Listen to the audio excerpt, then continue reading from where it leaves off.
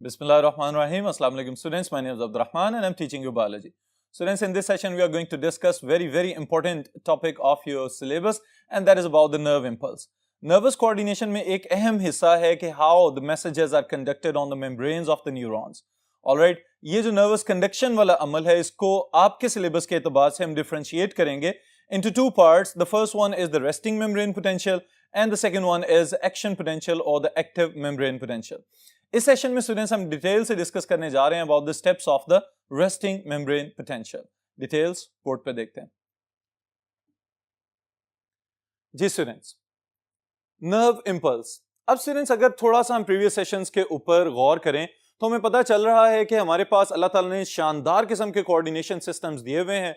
The first part is the nervous coordination और फिर आने वाले सेशंस में हम स्टडी करेंगे about the chemical coordination. Alright, अब ये जो नर्वस कोऑर्डिनेशन है ये कोऑर्डिनेशन मुमकिन किस तरह से बनाई जा रही है, या आप ये देखें कि किसी भी सूरत में रिफ्लेक्स एक्शन जब आप पैदा कर रहे होते हैं तो कितनी स्पीड में रिस्पांस दिया जा रहा होता है. आपके आईज ब्लिंक करने का जो इनवॉलंटरी एक्शन हमें नजर आ रहा है देखने में, या कोई भी इस तरह की तब्दीली की जिसको फौरी तौर पे आप रिस्पांस दे रहे होते हैं, तो उसके बैक एंड पे बहुत ही ज्यादा रिएक्शंस चल रहे हैं with in your neurons and the nervous system. Alright, अब यहां पे स्टूडेंट्स ये बात याद रखिएगा कि रिसेप्टर्स से लेके सेंट्रल नर्वस सिस्टम तक और सेंट्रल नर्वस सिस्टम से वापस इफेक्टर्स तक जो मैसेजेस कन्वे किए जा रहे हैं they are conducted in the form of impulses, और वो जो मैसेजेस जनरेट किए जा रहे हैं उनकी डिटेल्स हम स्टडी करेंगे इस सेशन में और कमिंग सेशन में. ऑलराइट, तो सबसे पहली चीज स्टूडेंट्स जो इस सेशन में हम डिस्कस करने जा रहे हैं that is about the two different types of nerve impulses. Alright, और the conditions of the surface of the membrane.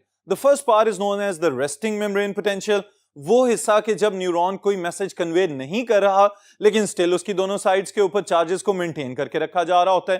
फिर इसी तरह दूसरी फेज में हम ये स्टडी करेंगे कि when the impulses are being conducted on the surface of the neuron उस वक्त कौन कौन सी तब्दीलियां आ रही होती हैं. ऑलराइट स्टूडेंट्स, तो आगाज हम करेंगे इस चीज से कि how many types of cells do you have in your body that are excitable, यानी कि वो कौन कौन से सेल्स हैं जो मुख्तलिफ स्टिमुलाई को डिटेक्ट करके फौरी तौर पे एक्साइट हो सकते हैं और कोई ना कोई रिस्पॉन्स शो कर सकते हैं. तो स्टूडेंट्स ये बात याद रखिएगा कि आपके पास न्यूरॉन्स मौजूद हैं और आपके पास मसल सेल्स हैं जिनको हम एक्साइटेबल सेल्स कह सकते हैं. ऑलराइट, इन्हीं के ऊपर जो मैसेजेस कन्वे होते हैं उनको हम फिर इंपल्सेस कहेंगे और आगाज करते हैं शॉर्ट क्वेश्चन से. Define nerve impulse. It is a wave of electrochemical changes which travels along the length of the neuron, involving chemical reactions and movement of ions across the cell membrane. अब student समझने वाली बात क्या है कि असल में ये जो मैसेजेस इतनी स्पीड में कन्वे किए जा रहे हैं, इन मैसेजेस को कन्वे करने के लिए न्यूरॉन्स की मेम्ब्रेन्स के ऊपर बेतहाशा रिएक्शंस चल रहे होते हैं. अब वो तमाम रिएक्शंस जब हम एक सीक्वेंस में स्टडी करेंगे तो हम कहेंगे कि it becomes a electrochemical wave. अब ये जो इलेक्ट्रोकेमिकल वेव बन रही है, इस इलेक्ट्रोकेमिकल वेव को जरा समझें तो ये लफ्ज दो हिस्सों पे मुश्तमिल है, इलेक्ट्रो एंड देन केमिकल. तो इसका मतलब क्या है कि कोई ना कोई केमिकल एलिमेंट अपनी इस फॉर्म में मौजूद है कि वहां पे इलेक्ट्रिकल पोटेंशियल जनरेट किया जा रहा है. तो they are the charge particles known as ions. Alright students, तो जब भी आयंस मूव करेंगे from higher potential to the lower potential तो इनकी मूवमेंट की वजह से, उस ग्रेडियंट के डेवलप होने की वजह से ये मैसेजेस कन्वे किए जाते हैं और मेम्ब्रेन के ऊपर डिफरेंट कंडीशंस हमें नजर आती हैं. ऑलराइट स्टूडेंट्स, तो इलेक्ट्रिकल पोटेंशियल क्या चीज है इसको भी डिफाइन कर लेते हैं. फिजिक्स में आपने बहुत अच्छे अंदाज में ये पढ़ा होगा लेकिन यहां पे हम बिल्कुल बेसिकली इसको डिफाइन कर रहे हैं. So, electrical potential is the measure of the capacity to do electrical work. अब बिल्कुल उसी तरह से स्टूडेंट्स जैसे हम एनर्जी को डिफाइन करते हैं कि एनर्जी क्या है, कोई भी काम करने की सलाहियत या कैपेसिटी या ability to perform any work is known as energy. तो electrical potential is electrical energy. इसका मतलब क्या है कि कोई भी बरकी काम करने की सलाहियत जो है इसको हम कहेंगे this becomes the electrical potential. लेकिन अहम हिस्सा स्टूडेंट्स इसका क्या है, that have been mentioned in the next sentence and it is potential gradient across the cell membrane. ये चीज है जो अहम तरीन हिस्सा है जो आपने समझना है कंसेप्ट के एतबार से भी और इस टॉपिक को याद रखने के एतबार से भी. वो क्या है स्टूडेंट्स कि gradient is what, the difference of the potentials और the concentrations of the charges across the membrane. यानी कि दो तरह के आयंस जिनकी अभी हम बात करेंगे काफी डिटेल में, यहां पे दोनों पॉजिटिवली चार्ज हैं, sodium ions and potassium ions. अगर इन आयंस की कंसंट्रेशंस में जो फर्क है आउटसाइड द मेम्ब्रेन और इनसाइड द मेम्ब्रेन उसको हम मेजर करना शुरू कर दें तो इसको हम कहेंगे कि it is the potential gradient, और इस पोटेंशियल ग्रेडियंट की वजह से इस मेम्ब्रेन के ऊपर जो इलेक्ट्रिकल पोटेंशियल जनरेट होगा उससे हमारी नर्वस कोऑर्डिनेशन को मुकम्मल किया जाएगा। ऑलराइट स्टूडेंट्स, अब ये तो हैं बुनियादी बातें, अब चलते हैं हम स्टेप बाय स्टेप इसके बाद अगले प्रोसीजर पे। अब स्टूडेंट्स समझें कि membrane potential, how the electrical potential is now switching to the membranes. Membranes के ऊपर आ जाने वाला इलेक्ट्रिकल पोटेंशियल, इसको हम कहेंगे it is the membrane potential. So electrical potential there exist across a cell membrane, और फिर इसकी दो टाइप्स हैं, the resting membrane potential and the action potential और द एक्टिव मेम्ब्रेन पोटेंशियल। अब स्टूडेंट्स मेम्ब्रेन पोटेंशियल इसका मतलब क्या है? These membranes have the ability to perform some work, और ये किसके जरिए किया जा रहा है? बिजली की शक्ल में, और बिजली की शक्ल में आपको पता है फ्लो ऑफ इलेक्ट्रॉन्स की या फ्लो ऑफ चार्जेस की बात की जाएगी।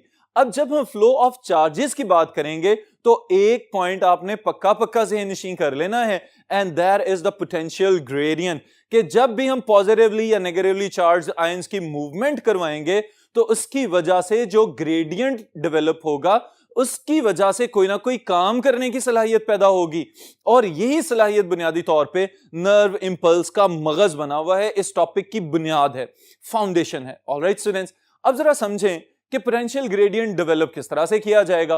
तो तीन बुनियादी स्टेप्स मैं आपको बताता हूं। The first step is the movement of particles or the charged ions from higher concentration to lower concentration। इसके लिए हमें यह पता होना चाहिए कि इन आयंस की कंसंट्रेशन किस तरह से है, किस मिकदार में सोडियम अंदर या बाहर मौजूद है और किस मिकदार में पोटेशियम अंदर या बाहर मौजूद है। और फिर आपके ज़हन में एक और सवाल भी आना चाहिए कि क्या मेम्ब्रेन्स के ऊपर कोई और आयन भी मौजूद है? तो ये बात याद रखिएगा कि सोडियम और पोटेशियम तो पोटेंशियल ग्रेडियंट डेवलप करने के लिहाज से अहम है, और इनके अलावा बाकी आयंस भी मौजूद होते हैं, and they are moving across the membranes. Alright students, फिर उसके बाद अगर हम नेक्स्ट स्टेप पे चलें तो आपने ये बात याद रखनी है कि पोटेंशियल ग्रेडियंट डेवलप करने के लिए the charge of the ion is really important. वो किस तरह से कि movement of particles can be enhanced due to the opposite charges, और इसी तरह से movement of particles can be prevented due to the similar charges. तो इसका मतलब यह है कि आयंस की मूवमेंट कंसंट्रेशन के अलावा किस चीज पे डिपेंड कर रही है? On the charges. अगर ऑपोजिट चार्जेस हैं तो इसका मतलब है वो अट्रैक्शन करेंगे और चार्जेस या चार्ज पार्टिकल्स की मूवमेंट्स को बढ़ा सकते हैं, और उसके साथ ही साथ अगर सिमिलर चार्जेस हैं तो फिर रिपल्शन भी आ सकती है और इन पार्टिकल्स की मूवमेंट को रोका भी जा सकता है। फिर उसके बाद अगर थर्ड स्टेप की हम बात करें students, and that is critical in this case, it is about the membrane permeability, कि क्या मेम्ब्रेन्स इन आयंस के एतबार से परमिएबल हैं या नहीं है, पैसिव ट्रांसपोर्ट चल रही है या एक्टिव ट्रांसपोर्ट चल रही है। तो ये तमाम फैक्टर्स बुनियादी तौर पे कहां पे अपना किरदार अदा कर रहे हैं? There is the potential gradient. तो पोटेंशियल ग्रेडियंट जो जनरेट किया जा रहा है इन फैक्टर्स की बुनियाद पे है। ऑलराइट स्टूडेंट्स, फिर उसके बाद रेस्टिंग मेम्ब्रेन पोटेंशियल को अगर हम डिफाइन करें तो जैसा कि उसका नाम आपको नजर आ रहा है, रेस्टिंग मेम्ब्रेन पोटेंशियल, इसका मतलब है कि इस वक्त membrane is at rest, it is performing no function, it is conducting no impulse, लेकिन उस वक्त भी मेम्ब्रेन के ऊपर चार्जेस मौजूद होंगे, जिसकी वजह से हम इसको कह रहे हैं resting membrane potential. Alright students, so when neuron is at rest, it is more electropositive on outside than inside. This net difference in charges between inner and outer surface of a non-conducting neuron is resting membrane potential. अब students यहां पे आपने दो तीन points extract कर लेने हैं इसमें से। सबसे पहला पॉइंट क्या याद रखना है कि at this time the membrane is performing no work, it is at complete rest, यहां पे कोई इंपल्स कंडक्ट नहीं की जा रही। फिर उसके बाद दूसरा पॉइंट जो आपने निकालना है स्टूडेंट्स वो ये है कि इस केस में जो न्यूरॉन की मेम्ब्रेन की बैरूनी सरफेस है, it is positively charged, more electropositive. Alright, और उसी मेम्ब्रेन की जो अंदरूनी सरफेस है इसको आपने याद रखना है कि it is more electronegative and less electropositive. Alright students, तो इस तरह से हम यूं कहेंगे कि बैरूनी सतह सारी पॉजिटिवली चार्ज, अंदरूनी सतह जो है वो सारी की सारी नेगेटिवली चार्ज, आसान अंदाज में समझने के लिए। ऑलराइट, अब ये जो कंडीशन डेवलप हो रही है इसको हम कहते हैं it is the polarised state. जब मेम्ब्रेन पोलराइज्ड स्टेट पे होगी तो इस वक्त कोई भी मैसेज कन्वे नहीं किया जा रहा होगा। ऑलराइट, और इस कंडीशन में जो पोटेंशियल नोट किया जाएगा मेम्ब्रेन के ऊपर, इसको हम कहेंगे it is the resting membrane potential. फिर उसके बाद इंपॉर्टेंट चीज स्टूडेंट्स एमसीक्यूज के एतबार से अभी हमने डिस्कस भी की है थोड़ी देर पहले, और वो क्या है कि which ions are present across the membranes और जिनकी वजह से पोटेंशियल डेवलप किया जा रहा है। तो sodium, potassium and chloride ions मौजूद हैं। क्लोराइड चूंकि अपने इलेक्ट्रिकल पोटेंशियल के इक्विलिब्रियम पे हैं तो इस वजह से उनका कोई खातिर खा यहां पे किरदार नजर नहीं आता, लेकिन जो पोटेंशियल ग्रेडियंट डेवलप हो रहा है it is due to the differential concentrations of sodium ions and potassium ions. All right? जी स्टूडेंट्स, इसके बाद the next step is really important concept के एतबार से भी और इस टॉपिक को याद रखने के एतबार से भी बहुत ही इंपॉर्टेंट चीज स्टूडेंट्स ये वाली हम डिस्कस करेंगे भी। और वो क्या है कि जो हम बार बार कह रहे हैं कि यहां पे पोटेंशियल ग्रेडियंट डेवलप किया जा रहा है या gradient between the concentrations of sodium and potassium develop किया जा रहा है। तो सोडियम और पोटेशियम की कॉन्सेंट्रेशन है कितनी अंदरूनी साइड पे और मेम्ब्रेन की बैरूनी साइड पे एक्स्ट्रा सेलुलर फ्लूइड में जो आयंस इंपॉर्टेंट हैं वो अभी हमने देखे कि sodium and potassium are really important in developing the potential gradient, और इनकी कॉन्सेंट्रेशंस क्या हैं इस एतबार से इन जुमलों को एमसीक्यूज के लिए जरूर याद रखिएगा। The first sentence is sodium ions are 10-fold higher outside than inside. अब स्टूडेंट्स यहां पे याद रखने वाली बात यह है कि आमतौर पे बहुत सारे स्टूडेंट्स इन दोनों स्टेटमेंट्स को कंफ्यूज कर जाते हैं आपस में। वो किस तरह से कि सोडियम आयंस की कॉन्सेंट्रेशन को पोटेशियम की कॉन्सेंट्रेशन के साथ मिक्स अप कर रहे होते हैं, लेकिन आपने इन दोनों को आपस में कंपेयर नहीं करना। ऑलराइट, ये सुने जरा बात जो मैं अभी बताने लगा हूं आपको कि सोडियम आयंस अगर बाहर वाली साइड पे 10 गुना ज्यादा हैं तो वो sodium ions on the inner side के साथ कंपेयर किए जाएंगे। ऑलराइट, इसका मतलब क्या हुआ? The sodium ions are 10 times higher in concentration outside as compared to the sodium ions present on the inner side of the cell membrane of the neuron. All right? फिर इसी तरह से अगर हम पोटेशियम की बात करते हैं तो ये बात भी याद रखिएगा, potassium ions are 20 times. all right? यहां पे आपने ये बात याद रखना है कि ये असल में क्या है, 20 times higher in concentration. किसके लिहाज से 20 गुना ज्यादा है? As compared to the potassium ions present on the outer side. All right. So potassium ions are 20 times more concentrated inside than outside. अब यहां पे ये दो पॉइंट्स आप दोबारा से सुन लें। सोडियम आयंस 10 गुना ज्यादा हैं बाहर as compared to the sodium ions inside. All right. Potassium ions 20 गुना ज्यादा हैं concentration में on the inner side as compared to the potassium ions on the outside of the nerve cell. All right. यहां तक clear हो गया। अब ये कंसेप्ट जब आपका क्लियर होगा तो फिर इसके बाद स्टूडेंट्स में दो पॉइंट्स आपको यहां पे कंसेप्ट को मजीद स्ट्रॉन्ग करने के लिए बताने लगा हूं कि जब आप इनकी कंसंट्रेशंस को समझ लेंगे तो अब आपके ज़हन में दो पॉइंट्स आने चाहिए कि how these ions are moved across the membrane. तो दो तरह की ट्रांसपोर्ट्स हो सकती हैं, पहले वाली तो कहलाएगी पैसिव ट्रांसपोर्ट और दूसरी क्या कहलाएगी, एक्टिव ट्रांसपोर्ट। अब स्टूडेंट्स जो पैसिव ट्रांसपोर्ट है उसके एतबार से समझें जरा।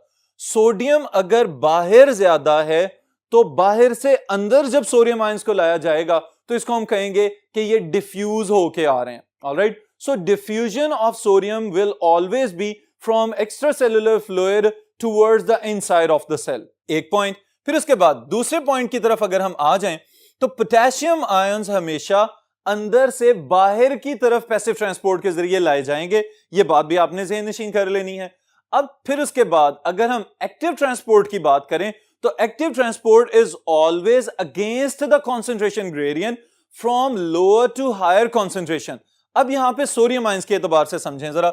सोडियम आयंस बाहर ज्यादा हैं, इसका मतलब क्या है, sodium ions will be actively pumped from inner side to the outer side with the expense of energy. यहां पे एटीपी खर्च की जाएगी और स्पेशलाइज्ड सोडियम पंप्स के जरिए सोडियम को अंदर से उठा के बाहर भेजा जाएगा against the concentration gradient. Alright, फिर इसी तरह पोटेशियम को भी समझ लें कि पोटेशियम को अगर आपने बाहर से अंदर लेके आना है, चूंकि अंदर पहले ही कॉन्सेंट्रेशन ज्यादा है बाहर कॉन्सेंट्रेशन कम है, तो अब क्या होगा, potassium ions will be brought towards inner side, they will always be brought about by the active transport. यहां पे तवानाई खर्च करके पोटेशियम आयंस को बाहर से अंदर लाया जाएगा।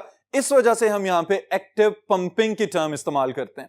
ऑलराइट, अब ये वाली आपने ट्रांसपोर्ट के मैकेनिज्म्स और कॉन्सेंट्रेशंस को याद रखना है, क्योंकि इसकी बुनियाद पे अब हमारे अगले स्टेप्स चलेंगे कि how the membranes are polarised. Alright students, तो यहां पे एक पॉइंट मैं ऐड कर रहा हूं आपके लिए, and that is about the types of the channels on the membranes, कि कौन कौन से गेट्स या चैनल्स या पंप्स मौजूद हैं जो कि आयंस को मूव करवा रहे हैं। ऑलराइट स्टूडेंट्स, तो दोनों आयंस के एतबार से सोडियम आयन चैनल्स मौजूद हैं, पोटेशियम आयन चैनल्स मौजूद हैं। अगर हमने इनके साथ पंप्स की टर्म नहीं लिखी, एटीपीएजेस की टर्म नहीं लिखी, तो याद रखिएगा channels are the gates that allow the passive transport from higher concentration to lower concentration.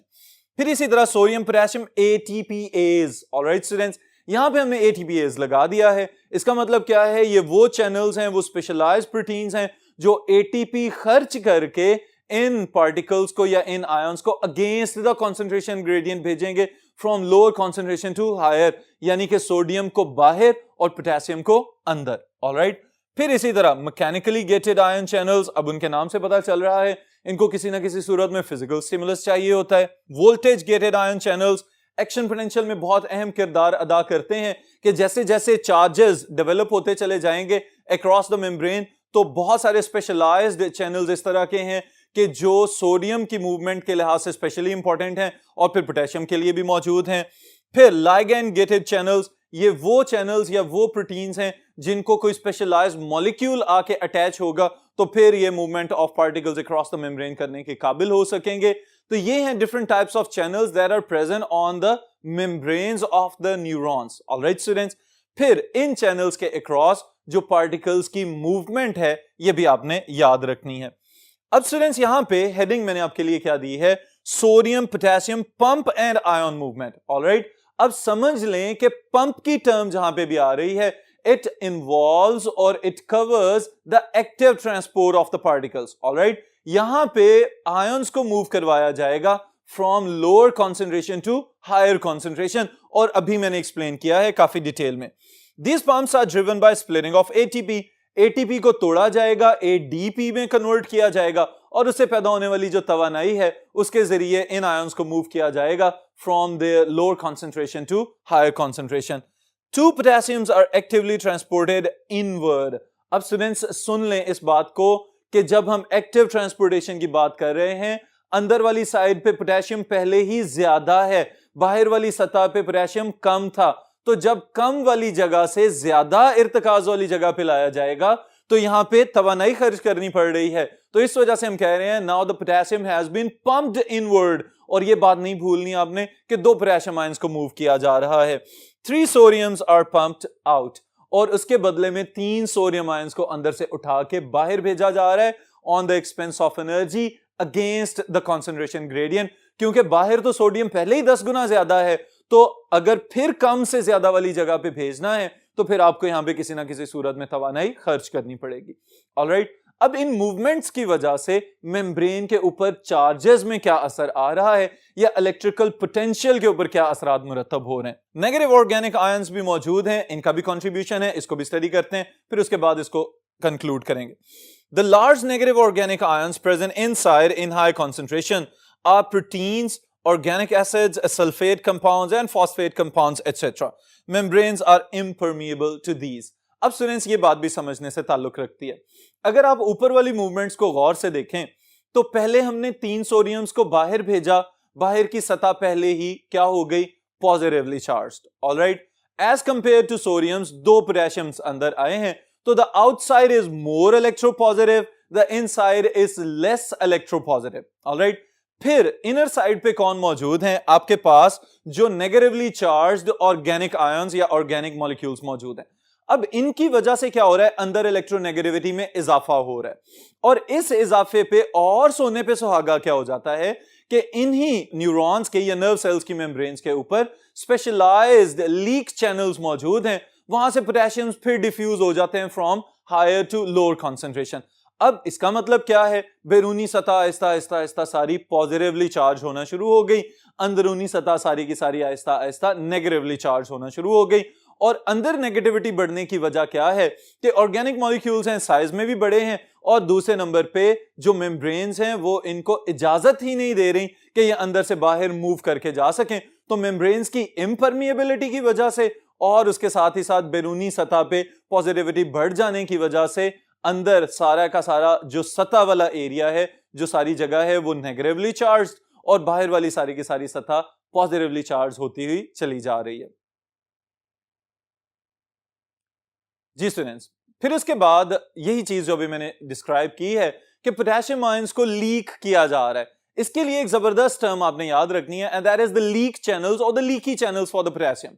अब ये स्पेशलाइज्ड किस्म के चैनल्स मौजूद हैं, जैसे अभी मैंने previously different types of channels में आपको बताया है कि हमारे पास कुछ पोटेशियम आयन चैनल्स मौजूद हैं, इनको हम गेट्स भी कह सकते हैं और इनको हम परमिएबल पोर्स भी कह सकते हैं। यहां से पोटेशियम बाहर मूव करती ही चली जाती है। इस हवाले से ये बात याद रखिएगा कि when the membrane is at rest, it is not permeable to sodium, but it is permeable to potassium. तो पोटेशियम आहिस्ता आहिस्ता लीक होता चला जा रहा है। अब इस केस में क्या किया जाएगा students? Resting membranes are more permeable to potassium and the membranes consist of leak channels for potassium. अब बाहर सोडियम्स जा चुके थे, अब पोटेशियम भी फॉलो करते हुए बाहर चले गए। बैरूनी सतह सारी पॉजिटिवली चार्ज्ड, अंदरूनी सतह नेगेटिव ऑर्गेनिक आयंस की वजह से नेगेटिवली चार्ज्ड। अब सारी की सारी सतह पॉजिटिव चार्ज हो, अंदर वाली साइड पे नेगेटिव चार्ज हो, तो हम कहेंगे this state is the polarised state of the membrane of the neuron. Alright students, so the major factors for the positive outside and the negative inside are impermeability of membranes to negative organic ions cause inside of the neuron more negative, leakage of potassium ions contribute to more positive outside, and active pumping of 3 sodiums outside and 2 potassiums inside make outside more positive. So no conduction of nerve impulse at this state. जब सारी की सारी बैरूनी सतह जो है वो positively charge है, अंदरूनी सतह सारी नेगेटिवली चार्ज है, तो इस सूरत में इस जगह पे कोई भी मैसेज कंडक्ट नहीं हो रहा। ऑलराइट स्टूडेंट्स, फिर हम कहेंगे कि when membrane is polarized, positive outside and negative inside, no nerve impulse is being conducted। और इस जगह पे जब हम वोल्टेज चेक करते हैं तो हमें पता चलता है कि the membranes are -70 millivolt charged। Alright, ये इनके ऊपर हमें चार्ज नजर आ रहा होता है। अब यहां पे स्टूडेंट्स ये बात याद रखिएगा कि डिफरेंट मेम्ब्रेन्स की जब हम बात करते हैं तो -90 टू -70 की रेंज हमें नजर आती है। ऑलराइट, लेकिन जब हम सोडियम पोटेशियम का डिफरेंशियल ग्रेडियंट चेक करते हुए इसके इलेक्ट्रिकल पोटेंशियल को मेजर करेंगे तो हमें पता चलेगा कि it is -70 millivolts at this state when the neuron is at rest, it is conducting no impulse. Alright, अब इन तमाम स्टेप्स को मैं आपके लिए समराइज करने जा रहा हूं स्टूडेंट्स, जो आपने याद रखने। सबसे पहली चीज आपने जो याद रखनी है, it is about the definition of the nerve impulse, और फिर उसके बाद इलेक्ट्रिकल पोटेंशियल, फिर उसके बाद membrane potential. Alright, membrane potential के साथ आपने जो बात याद रखनी है, that is the development of the potential gradient across the membrane, और वो हमेशा किस वजह से होता है? Different amounts of the ions present across the membranes, इनकी कॉन्सेंट्रेशंस का जो फर्क होगा उसकी वजह से हमें पता चलता है कि इसके ऊपर क्या चार्जेस डेवलप हो रहे हैं, और उन चार्जेस की वजह से मेम्ब्रेन्स के अंदर जो काम करने की सलाहियत पैदा हो रही है उसे हम कहेंगे this is the membrane potential. Alright, जब कोई भी मेम्ब्रेन अपना मैसेज कन्वे नहीं कर रही होती उस वक्त वो रेस्टिंग मेम्ब्रेन कहलाती है, और उसके ऊपर जो पोटेंशियल है उसे हम रेस्टिंग मेम्ब्रेन पोटेंशियल कहेंगे। ऑलराइट, फिर इसके साथ ही साथ आपने जो बात याद रखनी है, it is about the concentration of sodium and potassium ions, के सोडियम आयंस बैरूनी सतह पे 10 गुना ज्यादा एक्स्ट्रा सेलुलर फ्लूइड में as compare to the inner concentration of sodium ions. Alright, potassium ions अंदरूनी साइड पे 20 गुना ज्यादा as compare to the extracellular fluid outside potassium ion concentration के साथ इसको कंपेयर कीजिएगा। फिर उसके बाद आपने ये बात याद रखनी है कि जो पंपिंग हो रही है, 3 सोडियम्स को बाहर भेजा जा रहा है, 2 पोटेशियम को अंदर भेजा जा रहा है, इसकी वजह से बैरूनी सतह पॉजिटिवली चार्ज्ड, अंदरूनी सतह कम पॉजिटिवली चार्ज्ड और ज्यादा नेगेटिवली चार्ज्ड। नेगेटिव चार्जेस में मजीद कंट्रीब्यूट कौन कर रहे हैं? They are the negatively charged organic ions in the form of proteins, और फिर उसके साथ ही उनके जो सल्फेट या फॉस्फेट कंपाउंड्स वगैरह मौजूद होंगे। इसके अलावा आपने ये बात याद रखनी है कि पोटेशियम आयंस का लीक हो जाना ड्यू टू द परमिएबिलिटी, और we can say the biasness of the membranes of the neurons. जैसे ही पोटेशियम आयंस लीक होंगे तो बैरूनी सतह की ज्यादा इलेक्ट्रोपॉजिटिविटी में कंट्रीब्यूट करेंगे, अंदरूनी सतह और ज्यादा नेगेटिवली चार्ज होती चली जाएगी, और जैसे ही सारी की सारी बैरूनी सतह पॉजिटिवली चार्ज, अंदरूनी सतह नेगेटिवली चार्ज होगी, तो हम कहेंगे कि this membrane is at rest, और इसके ऊपर जो पोटेंशियल मेजर किया जा रहा होगा it will be -70 millivolts। Alright students, this is all for this session. फिर इंशाल्लाह ताला एक्शन पोटेंशियल के जबरदस्त एनर्जेटिक सेशन के साथ